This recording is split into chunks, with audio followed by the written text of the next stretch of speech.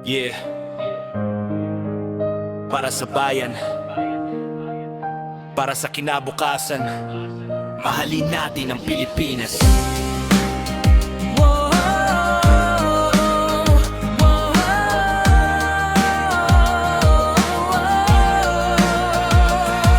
Sa ilalim ng araw, bandilay nakataas. Pilipinas kung mahal, hindi kailanman kukupas. Ngunit bakit may luha sa bawat mamamayan? Kung ang yaman ng bayan ay para sa iilan. Maraming nangangarap ng magandang bukas, pero korupsyon ang humaharang sa landas. Pangako sa kampanya, matapos ay limot na. Kaya maraming Pilipino ang pag-asa'y nawawala.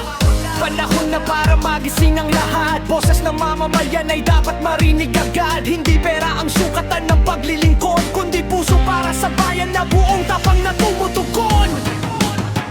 Mahalin natin ang Pilipinas sa asang bandila, sa bawat pangarap.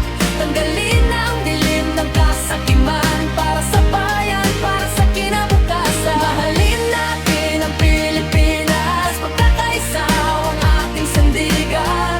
Maupo ang tunay na nagmamahal at tiyahon ang bayan nating mahal.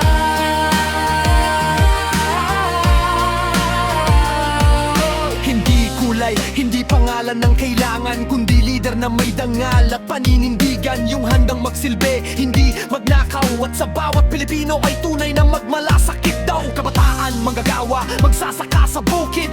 Lahat tayo'y may boses na dapat marinig. Kapag nagkaisa, walang imposible. Pagbabago ng bayan ay magiging posible. Yo, hindi kami tahimik, hindi kami bulag. Nakikita ang mali sa bawat paglaganap. Gusto namin ng gobyernong tapat at patas na inuuna ang bayan kaysa sariling interes. Walang puwang ang korupsyon sa bagong panahon. Katotohanan ang magiging pundasyon. Kapag ang leader ay may puso at dangal, Pilipinas ay muling babangon at magtatagumpay ng tunay. Mahalin natin ang Pilipinas sa bawat laban at bawat pag-asa. Hawak kamay tayong mabangon muli para sa bayan nating pinakaminite. Mahalin natin ang Pilipinas, bandilay taas sa himpapawi. Maupo ang nararapat sa bayan at pagmamahal ang maging gabay magpakailanman.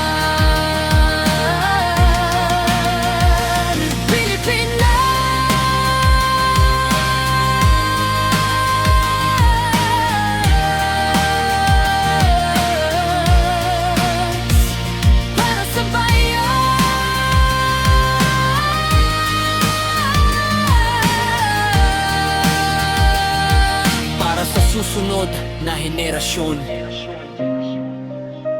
mahalin natin ang Pilipinas. Harat.